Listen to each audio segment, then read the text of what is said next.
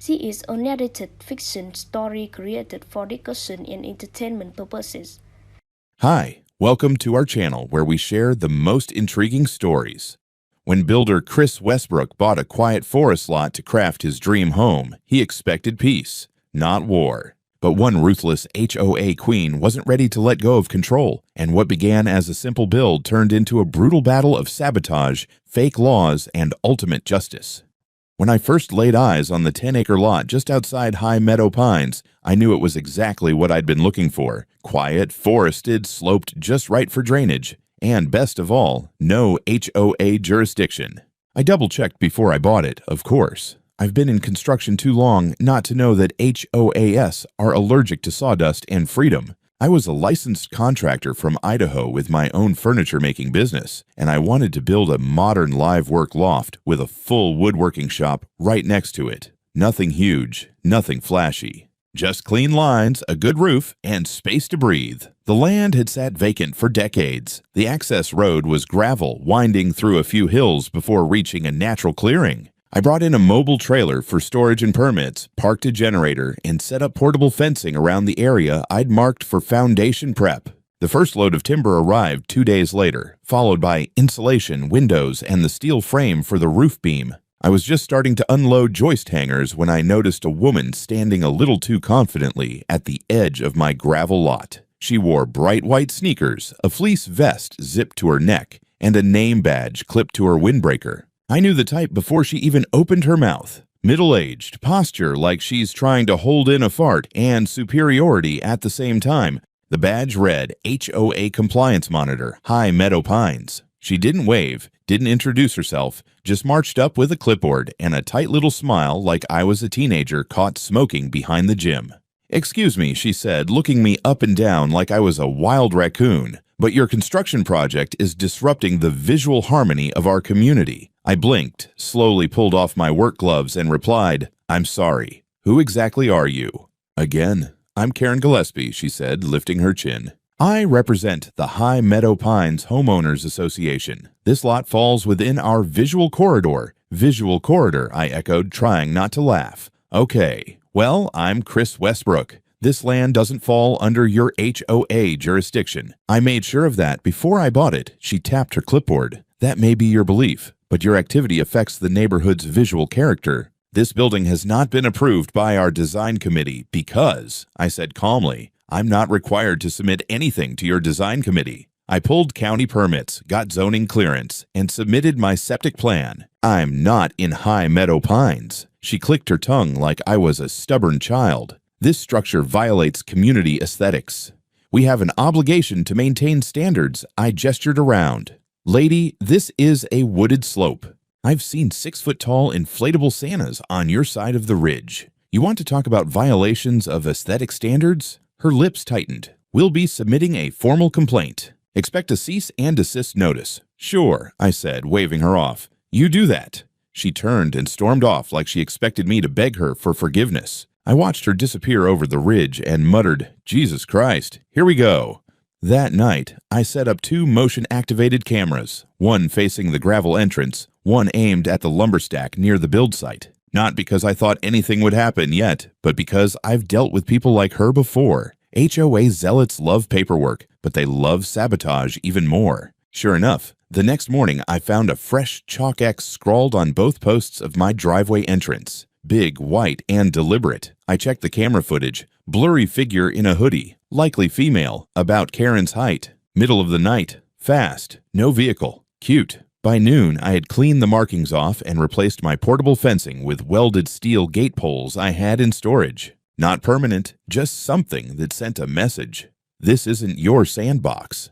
By day 3, I was back to framing, minding my business, listening to classic rock while fitting the ledger board when a black SUV idled up the drive. No badge this time, just tinted windows and a familiar smirk. Karen again. She didn't get out, just rolled down her window and said, "You'll be hearing from the county." I wiped the sweat off my face. "Then I'll be happy to offer them coffee when they show up."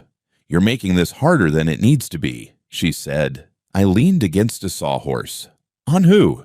She didn't answer, just rolled up her window and drove away. I watched her tail lights disappear, already feeling that familiar thrum in my ribs, the one that always kicks in right before a legal battle starts. I'd seen it a dozen times back in Idaho. HOA types with too much power, too little land, and an unholy fear of modern-looking buildings. This time, though, I wasn't the hired contractor. I was the owner, and I wasn't backing down. 3 days passed in relative quiet, which in hindsight should have set off alarm bells. I kept my head down, worked 12-hour days, and made solid progress on the foundation and main frame. The walls were up to waist height, the subfloor was set, and my lumber was tarped and organized better than most contractor supply yards. I figured maybe Karen had done her little HOA tap dance and moved on. Wishful thinking. Late morning on a Thursday, as I was fitting in anchor bolts, a white Ford Escape rolled up the gravel with a county seal on the door. The man who stepped out was tall, mid-50s, wearing a reflective vest with a clipboard in hand. He looked like he'd rather be anywhere else. "Morning," he said, offering a tight smile. "Chris Westbrook?" "That's me," I replied, wiping sawdust from my shirt. "Jim Norris, County Planning and Zoning. Mind if we talk?" "Not at all," I said, already heading toward the trailer where I kept my permit folder. "Let me guess, someone filed a complaint." He chuckled under his breath. "That obvious, huh?" "Only if you've ever dealt with HOAs before," I said, handing him the full packet. "Here's the permit for new construction, septic approval, and site grading. You'll see the stamp from the county engineer on page 3. He nodded, flipping through with practiced efficiency. "You're outside any HOA boundary, correct?" I pointed to the map pinned inside my trailer. "This ridge is the natural border. Everything east is high meadow pines. I'm west by about 100 feet. County land." "Right," he muttered, still reading. "The complaint alleges unauthorized commercial construction, says you're building a business, not a residence. Claims there's excessive noise, truck traffic, and possible damage to wildlife habitat." I laughed. "It's a workshop and a small loft. For me, I work from home. I've got maybe one delivery every few days, and half the time it's just me cutting wood and listening to Leonard Skynerd." He raised an eyebrow. "The wildlife angle is new. They said you might be disrupting nesting areas for protected bird species." "Is that so?" I asked. "Funny. They weren't concerned when they installed tennis courts and poured concrete for the community pavilion last year."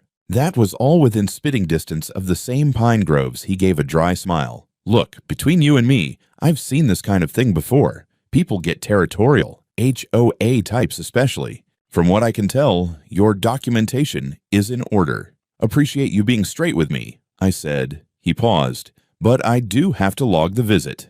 And, off the record, be prepared. They might escalate this. Sometimes they take their grievances to the state level." I shrugged. "Let them. I've got nothing to hide." He nodded, tucked the folder under his arm, and walked back to his SUV. Just before driving off, he rolled down the window and added, "One more thing. They mentioned they might get environmental services involved. If that happens, make sure your erosion control is visible, even if it's not required. Just saves you a headache. Copy that," I said. The second he was gone, I walked back to the trailer and mounted a bright orange erosion control sign next to my silt fencing like it was the American flag. If they wanted to play games, I'd be 5 moves ahead. That night, I got mail. Someone had dropped a glossy printed flyer in my mailbox. No postage, just a stack of copies tucked between the bills. The headline screamed in bold letters, "Unregulated construction threatens our neighborhood. Is this the kind of community we want?" Below it was a grainy, zoomed-in photo of my trailer, framed to look like a meth lab or a junkyard. It had quotes from anonymous residents. "It's ruining the view. What if there are chemicals?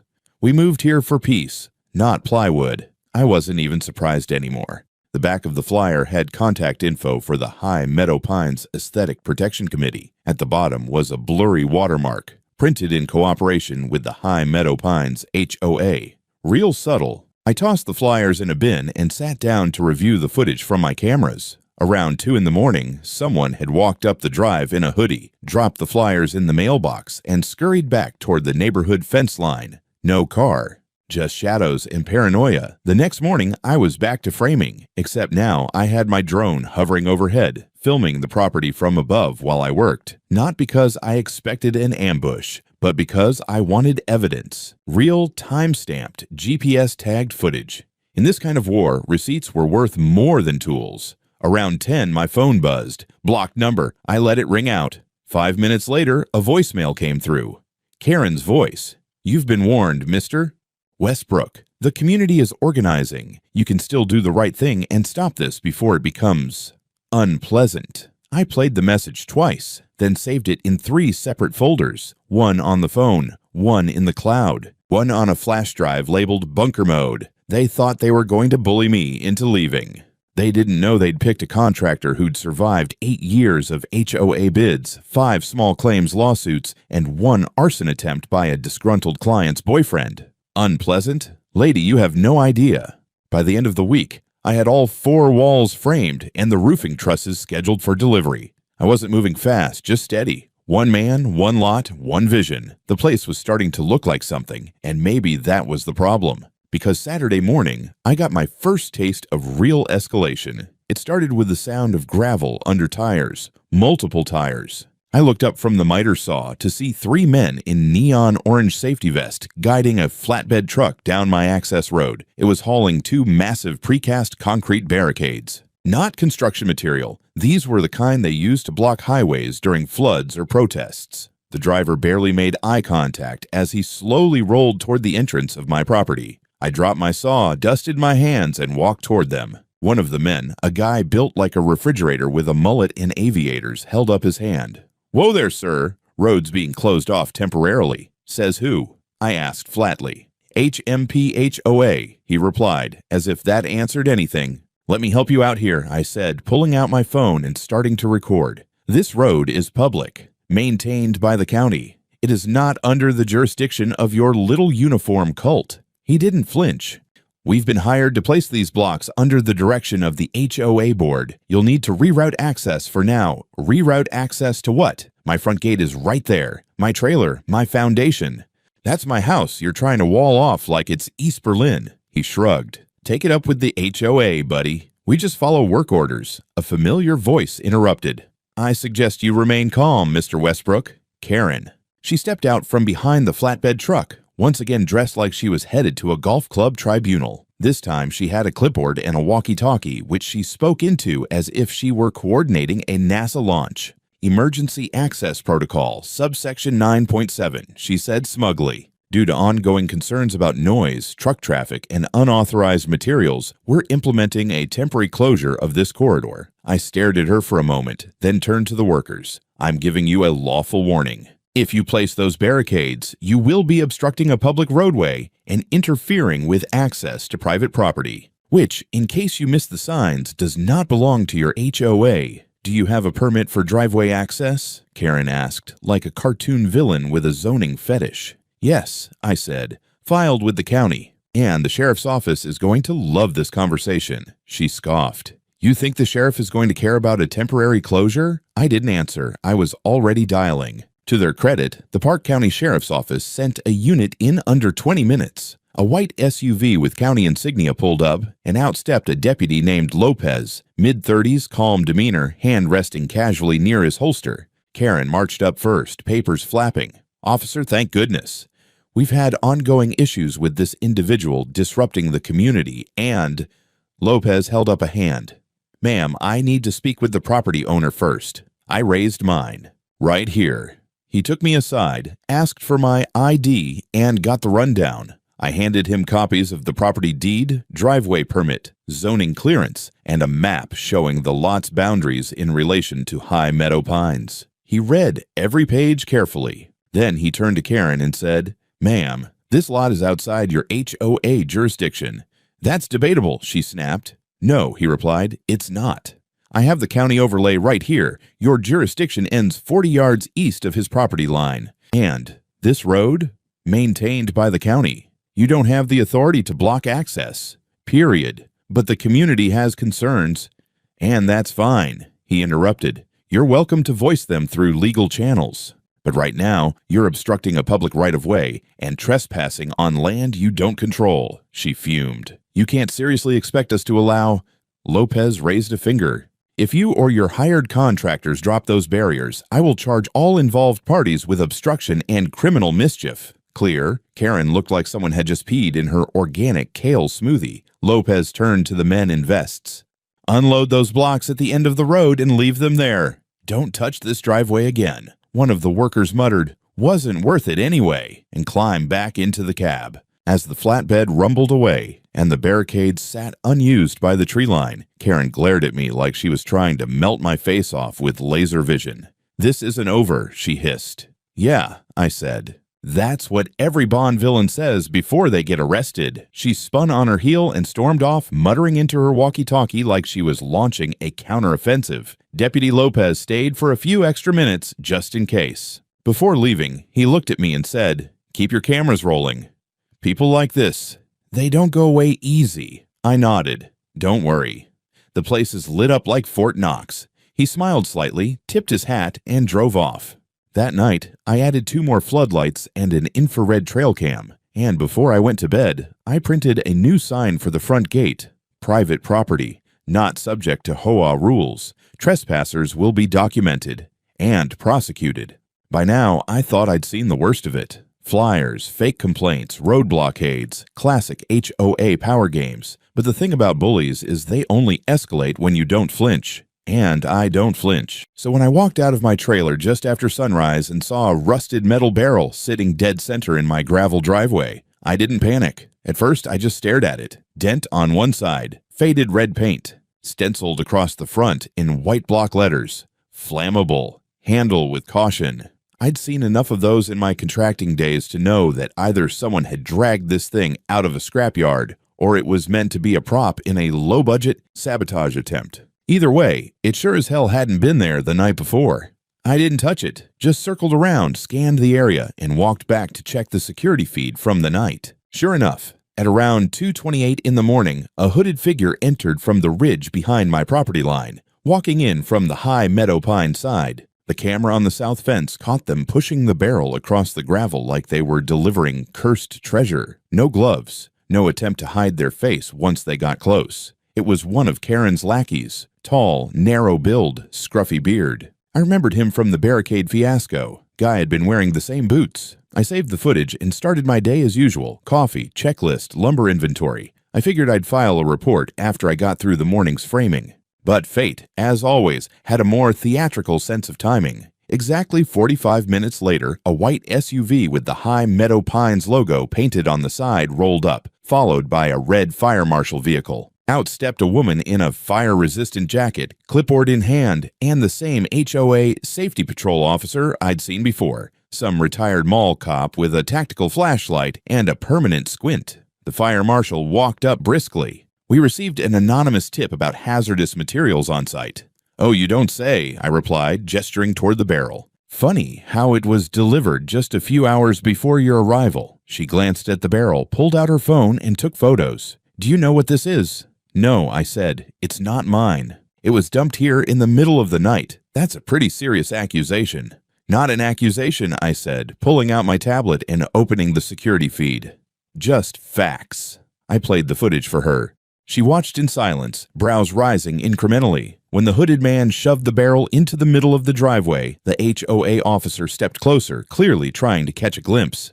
"You recognize him?" I asked. He didn't answer. Just cleared his throat and took a sudden interest in the tree line. The fire marshal nodded slowly. "Can you send me this video?" "Already backed up 3 times, I said. "You'll get a copy in 10 minutes. And, just so we're clear, this is the 3rd time someone from that neighborhood has trespassed or interfered with my construction. The first time was flyers. The second was a road blockade. This is a crime." The fire marshal stepped back, radioed her office, and within 10 minutes, 2 sheriff deputies arrived. Not Lopez this time, but a younger pair. One of them took my statement, watched the video, and flagged it as part of an open investigation. The other took photos of the barrel, called in a hazmat unit just to be safe, and had the item tagged and removed. Karen, naturally, showed up 15 minutes later. She pulled up in her white BMW and climbed out with her usual expression, like she'd just smelled something expensive but rotten. "What's going on here?" she asked the fire marshal, her voice faux concerned. "We received a report about dangerous materials on this lot." The marshal turned to her. "Ma'am, are you the one who made the report?" Karen blinked. Well, I'm part of the Neighborhood Safety Liaison Committee. Residents reported concerns. The marshal didn't look impressed. You understand filing a false hazardous materials complaint is a criminal offense? Karen's mouth opened, then closed. We were simply looking out for our community. The deputy showed her the footage. She went pale. I don't know who that is, she said too quickly. Then I'm sure you'll have no problem cooperating with the investigation, the deputy said. Karen's eyes darted between the barrel, the officers, and the growing number of witnesses. Neighbors had started peeking over the HOA fence line, phones in hand. This man is provoking us, she snapped, pointing at me. He's disrupting our peace. By building on my own land with legal permits? I said. Yeah, I can see how that would offend your personal utopia. The deputy stepped between us. That's enough. Karen stormed back to her car, tires spitting gravel as she peeled out. The sheriff's office towed the barrel off-site, and I spent the rest of the afternoon giving a full deposition to the investigator. They were already compiling a case file with everything from the fake flyers to the road obstruction. Now they had video evidence of sabotage. I added a third camera that evening, aimed at the ridge where the intruder had entered. Then I set up a motion-activated strobe and alarm, not loud enough to wake the dead, but just enough to ruin a trespasser's night. By sunset, the site was quiet again, but I didn't feel calm. This wasn't a game anymore. This was baiting. Setting me up, trying to make me look like the dangerous one. They wanted a fire? I'd give them something else entirely. I was halfway through setting up scaffolding the next morning when I saw the sheriff's cruiser again, crawling up the gravel like a slow-moving storm cloud. My gut tightened for a moment, but when Deputy Lopez stepped out, I relaxed a little. He was the only official around here who seemed to treat the law like something real, not just a decorative badge. He gave me a nod, but he didn't smile. "Morning, Chris," he said, resting his hand on his belt. "We had a 911 call this morning. You were named as the primary subject. I set down my hammer." "Let me guess." "Karen?" He didn't answer. Instead, he pulled a folded piece of paper from his vest and handed it to me. It was a photocopy of a court order, or at least that's what it was pretending to be. Order of immediate cessation of construction, complete with a poorly photoshopped county seal and a signature that looked like it came from a kindergarten art class. The kicker? The case number was formatted wrong, and the listed judge had retired 5 years ago. I'd done enough contract work to know a fake when I saw one. "You're kidding me," I muttered. "Unfortunately not." She flagged down a patrol at the highway turnoff, claimed you were in direct violation of this document, and insisted we intervene immediately. I looked up. "And did you?" He raised a brow. I took the paper, called the clerk's office, and asked if they had any record of a cease order or legal action involving your parcel. They laughed. "So why are you here?" "Because she insisted on filing a formal complaint, and protocol means I have to investigate. And because I figured you'd want to know this was escalating." I handed the paper back. "I've got camera footage again." She was just outside my gate around 5 this morning, pacing with a folder in hand. "I'd like a copy of that." "You'll have it within the hour." We stood in silence for a moment, the wind picking up dust across the lot. I could feel it again, that tension, like I was standing on a frozen lake and someone was dancing on the other side with a hammer. Also, Lopez added, "She's pushing this narrative that you're operating illegally. Claims you're converting the lot into a commercial warehouse, bringing in chemicals, disturbing protected wildlife. Standard kitchen sink sabotage." I sighed. "I've got wildlife clearance, zoning approval, contractor license, and a clean environmental inspection." "She's grasping at ghosts." He nodded. "Still, you may want to talk to an attorney." Just to be ready, I had one on speed dial already. Later that afternoon, Karen returned, but this time she didn't come alone. She arrived with a freelance news crew, one of those low-tier community watchdog vloggers desperate for outrage clicks. Her hair was perfectly styled, blazer immaculate, and she was holding that fake court order like it was the Magna Carta. They walked up to my gate, camera rolling. "I'm Karen Gillespie, High Meadow Pines HOA compliance officer," she declared loudly, speaking past the locked gate toward my trailer. "This construction site is in direct violation of a county-issued cease order. You are hereby instructed to leave the premises immediately and cease all activity." I stepped out holding my own camera. "This land is mine. I have the deed. I have the permits. And you're brandishing a forged court document on video." She froze for half a second, then pressed on. "This will be on the evening update. The community needs to see who's disturbing the peace." I smiled, calm and cold. "Please do."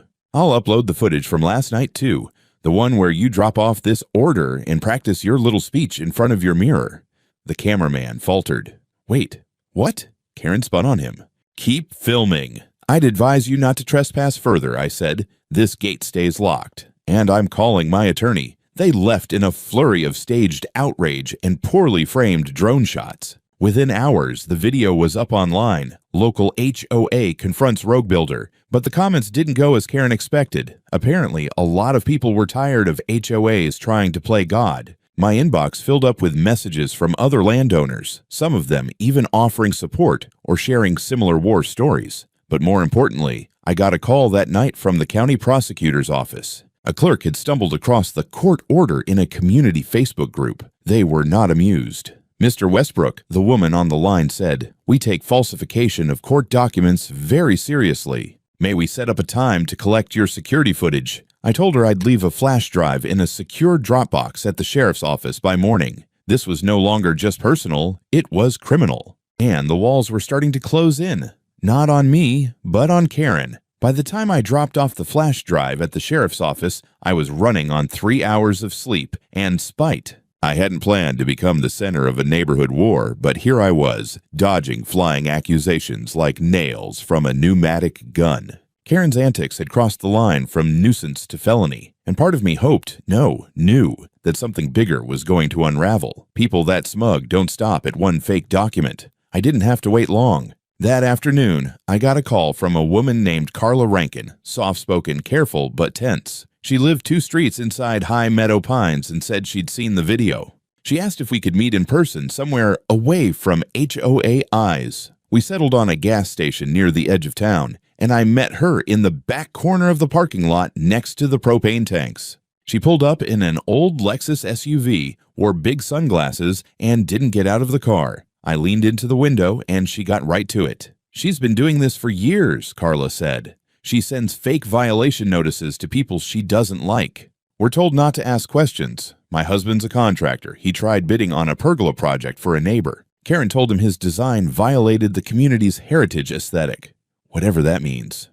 "She ever mention infrastructure fees?" I asked. Carla paused, nodded slowly. "Yeah.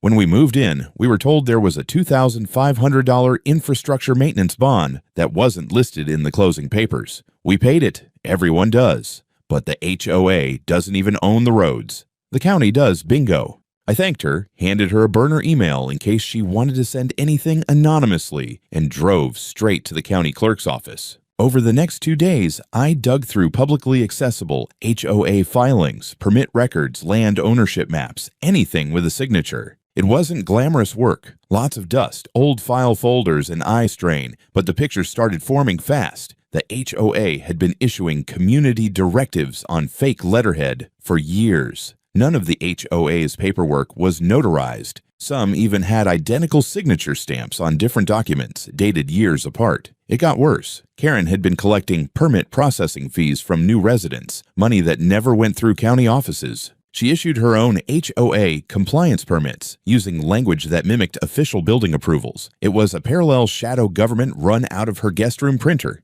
But the real nail came when I found a complaint filed by a former homeowner dated 3 years ago. He'd tried to sell his house, but Karen sent letters to the buyer's agent claiming undisclosed liens. The sale fell through. The man eventually sold at a loss, then moved out of state, and according to his last letter, considered suing but gave up out of exhaustion. I scanned everything, every stamped page, every mismatched seal, every note signed HOA board director without listing a board. I packaged it, labeled it, and sent it all to the same prosecutor's clerk who called me days earlier. I thought maybe that would buy me some breathing room. I was wrong. That night, someone slashed the tires on my truck. All 4 of them. No note, no signature, but the message was clear. Shut up, or things escalate. I called the sheriff's office, filed the report, uploaded the footage from my security cams again. Sadly, the person stayed just out of range. But I could tell from the movement it wasn't some random vandal. It was someone who knew the layout. Probably one of the same guys who helped Karen place the concrete blocks earlier.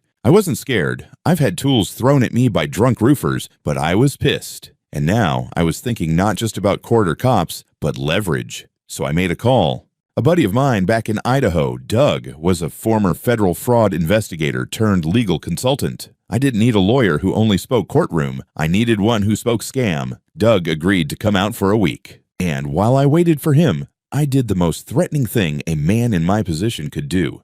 I kept building. The noise of saws, hammers, and progress echoed through the trees like a war drum, and I made sure every bit of it was recorded. Doug showed up 2 days later in a dusty white Jeep with Idaho plates, a go-bag full of legal books, and a look on his face like he'd just walked into the world's pettiest war, and was thrilled. I'd known him since we were both starting out on framing crews in our 20s, and if there was anyone who understood both dirt under the nails reality and bureaucratic blood sport, it was him. He walked my property perimeter first, squinting at the gate, at the tree line, at the still smeared concrete from where the blocks used to be. Then he said, "This is either a minor cult or a major civil lawsuit." Possibly both. I gave him the full rundown. Fake documents, slashed tires, boulder-blocked road, false permits, the forged court order, the hidden fees, and handed over the flash drive with every clip, scan, photo, and file I had. Doug spent that entire night in my trailer going through it, laptop glowing in the dark while I worked outside under floodlights to finish framing the south wall. He didn't say much until morning. When he finally emerged, coffee in hand and eyes red from no sleep, he said one sentence: "She's going down." He contacted the county prosecutor directly, this time offering to act as a legal consultant for witness coordination and document analysis. They agreed, and that was when the real machine kicked into motion. First came the grand jury subpoena for HOA internal documents. Karen tried to claim they were private community property, but the court disagreed, especially since the HOA was improperly incorporated and had been operating under outdated, unsigned bylaws. Then came the search warrant, issued after Doug submitted a side-by-side comparison of genuine county permits and Karen's fraudulent versions. Deputies raided her home on a Tuesday morning while most residents were at work. They found more than just fake papers. Stacks of unregistered money orders, HOA violation letters dating back 8 years, and, most damning of all, a USB stick full of recorded voice memos where Karen laid out her playbook. In one file, she laughed as she described charging a neighbor extra because she didn't like their fence color. In another, she admitted to faking signatures on compliance notices by tracing them off the original title transfer forms. The audio quality was clear, her voice unmistakable. They arrested her that same afternoon. Multiple counts of fraud, impersonation of a government official, falsifying public documents, criminal harassment, and obstruction of justice. News traveled fast.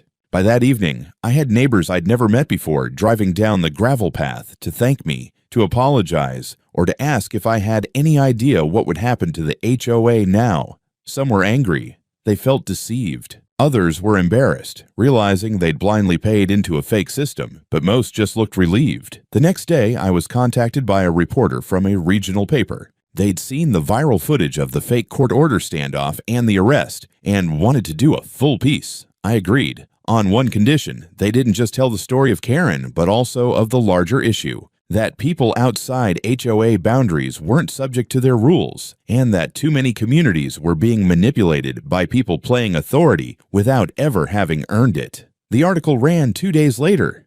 Headline: Builder exposes rogue HOA president, fake court orders, shady fees, and a $650,000 reckoning. The county followed up by freezing the HOA's accounts pending a full audit. Several residents launched a civil suit against the board, or what was left of it, claiming financial damages, fraudulent fees, and unlawful pressure tactics. And I filed my own civil claim for property damage, business interruption, and emotional distress. Doug helped me prepare everything. He even represented me pro bono, just for the satisfaction of burning Karen's empire to ash in front of a judge. 3 weeks later, the ruling came down.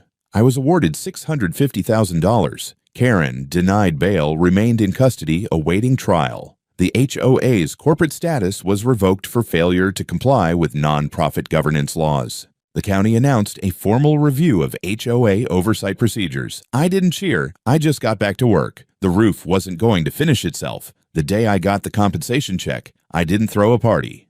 I didn't go out to celebrate or post some snarky victory speech online. I walked into the nearest hardware store, bought a new generator, 2 fresh saw blades, and a 20-foot steel pole. I spent the rest of the day welding a custom sign. By sunset, it stood proud at the entrance to my driveway. No HOA zone. This property operates under the United States Constitution. I figured that was direct enough. Karen's trial was still months away, but the fallout hit like a flash flood. The remaining HOA board members tried to hold emergency meetings to restructure, but it was pointless. Their authority had been hollow from the start. Without Karen's threats and her fake documents, the entire framework collapsed like termite-eaten lumber. A group of homeowners filed to formally dissolve the HOA, citing breach of trust, financial misconduct, and fraudulent representation.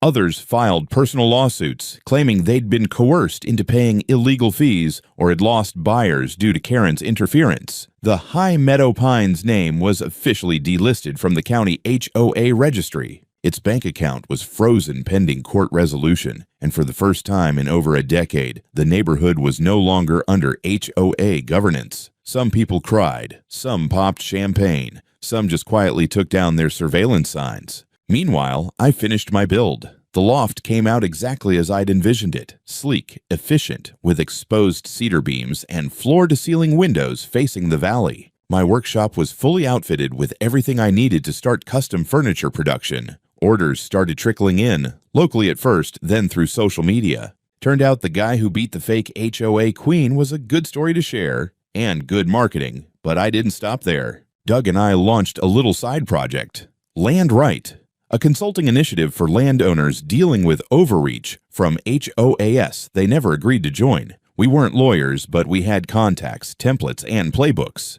We started giving talks at county fairs, at rural co-ops, even a few law school seminars. People showed up in droves. Turns out there were a lot of people like me, people who just wanted to live in peace, on their own land, without being told that their porch lights were the wrong shade of white or that their kids' toys were unsightly. I became a kind of reluctant symbol for private land rights. I didn't ask for it, but I leaned into it.